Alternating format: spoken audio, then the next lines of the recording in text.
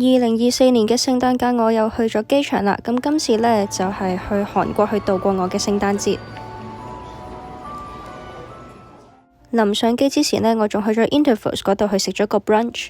如果有指定信用卡嘅話呢，仲會有杯 welcome drink 同埋呢有個免費嘅 set brunch。大家仲可以一路食住嘢，一路望住呢個咁靚嘅景。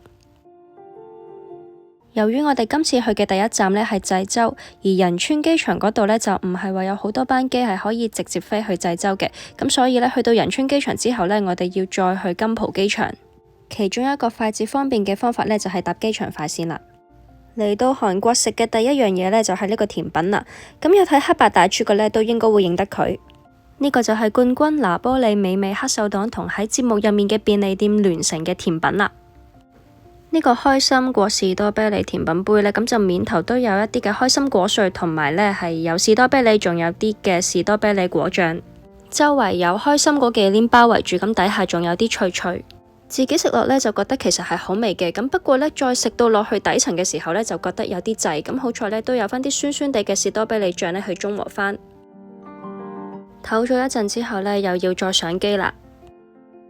搭咗個幾鐘頭飛機之後呢，去到濟州都已經係夜晚嘅8點幾啦。所以我哋之前就喺濟州機場附近揾咗一間酒店，諗住瞓一晚，聽朝先再繼續行程。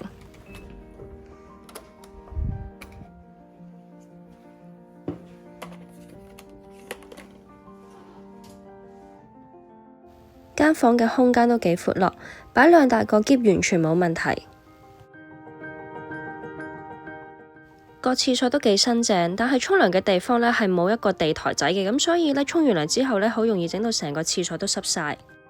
但係呢間酒店有個好處呢，就係酒店嘅地下呢係有埋一間嘅便利店，所以就算好夜先嚟到濟州，周圍嘅鋪頭都差唔多閂晒咁滯，咁但係呢度都仲有一啲嘅乾糧可以買到，未至於要餓住個肚。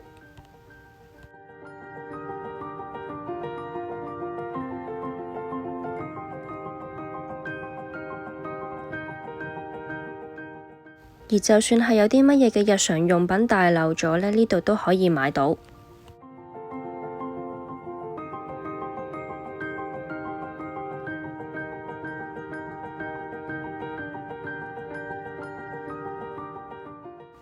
便利店嘅出面呢都有一啲嘅微波爐同埋可以食嘢嘅地方。總括嚟講呢，我覺得呢間酒店房嘅空間都闊落，位置亦都方便，比較近機場。咁但係個廁所就爭咁啲啦，咁同埋嗰個中央空調系統呢都比較焗。第二日我哋搭咗1個幾鐘頭嘅的士之後呢，都到咗我哋喺濟州東部嘅 Airbnb 啦。屋主喺佢嘅 Airbnb 隔離呢有一間書店。由於我哋嗰一朝11點幾就到咗，咁未到 check in 時間嘅，咁但係屋主都好好啦，佢俾我哋將啲行李呢寄存咗喺呢間書店住先。我哋自己都喺呢間書店逗留咗一陣，因為呢間書店呢真係俾到一種好恬靜又好溫暖嘅感覺我哋。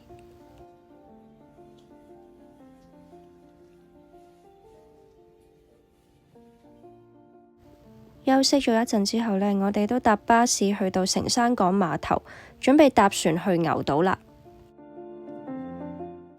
記住喺買船飛之前呢，要寫咗2張嘅 boarding card，同埋要帶埋個 passport。呢架去牛島嘅船呢，除咗係載人之外呢，其實係仲會載埋車嘅。咁大家喺行嘅時候呢，就跟住側邊嘅路線，注意安全。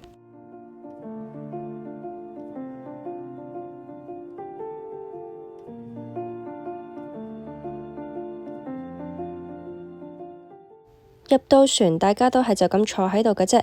咁大約20分鐘嘅船程之後呢，就會到牛島噶啦。牛島係一個因為火山活動而形成嘅火山島嚟嘅，而佢亦都因為呢個形狀似一隻瞓喺度嘅牛，所以叫做牛島。我哋去到牛島之後呢，就買咗車飛上咗一架觀光巴士。但建議如果大家搭嘅話呢，都上網做下功課先，因為佢唔同嘅日子呢，會分逆時針同順時針嘅路線去行嘅。沿途都見到有人租呢啲細細架嘅電動車咁樣去遊牛島。我哋最後就喺西濱白沙海水浴場嗰度落車。顧名思義，呢度嘅沙呢真係好白，海水亦都好藍。我哋就真係好 chill 咁樣喺度行下牛島，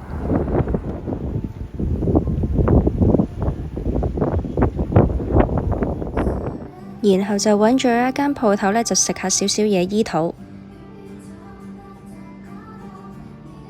佢呢度嘅金骨汁呢，係冇我想象中咁甜，反而係有嗰種酸酸甜甜，然後有少少澀澀地嘅感覺。可惜嘅係呢，我喺牛島最想食嘅嗰間海鮮麵，可能因為臨近聖誕假期，所以冇開到。咁我哋就只能夠喺碼頭嘅附近呢揾到一間係食海鮮麵嘅。咁但係呢度嘅海鮮呢，都比較細份。咁不過都至少滿足到我嚟牛島食海鮮嘅呢一個希望。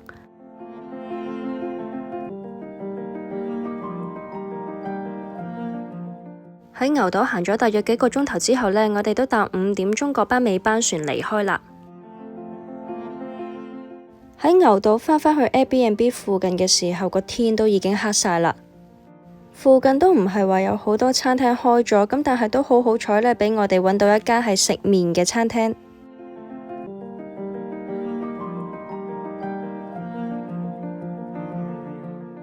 喺呢個咁凍嘅天氣，食返碗暖粒粒嘅豬骨湯豚肉拉麵，咁就最啱啦。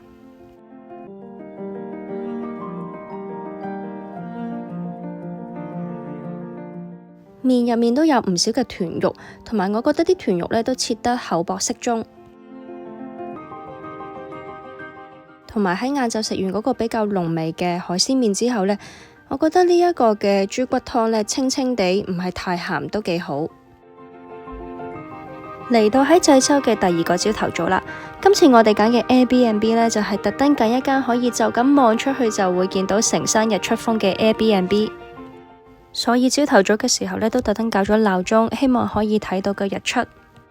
雖然喺間屋入面呢都可以望到呢個景，咁但係呢，再行埋出去呢，就會見得更加廣闊啦。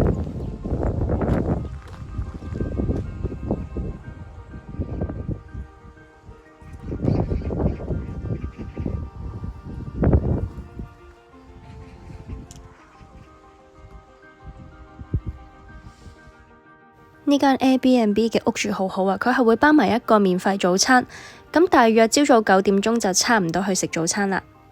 都係去返琴日嗰間書店去食由屋主親手整嘅早餐，當中嘅生果都好新鮮，而仲要有濟州呢度好出名嘅金骨啦，同埋韓國柿，而杯金骨汁呢，比起我琴日喺牛島飲嗰杯呢更加甜同好飲。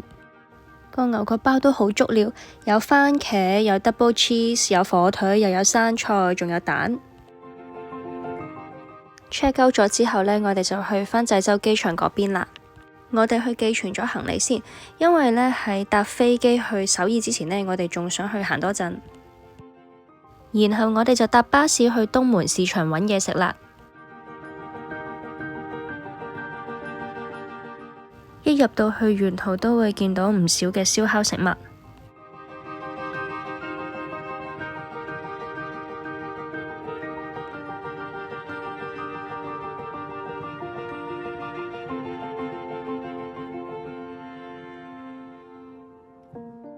不過最吸引到我哋嘅呢，都係呢間食傳統韓食嘅餐廳。入到嚟先見到，原來 Blackpink 之前都有嚟過。我哋叫咗個飯卷、韓式年糕，同埋嗌咗個魚餅。連 Blackpink 食完都讚嘅嗰個魚餅都真係好好味，好有魚味得嚟呢，又唔腥，個湯又清清地，夾埋起上嚟呢，就真係熱辣辣又好味。食完之後，我哋就周圍行下啦。話晒濟州呢度都係盛產金骨，咁所以呢度都有唔少係有關於濟州金嘅紀念品。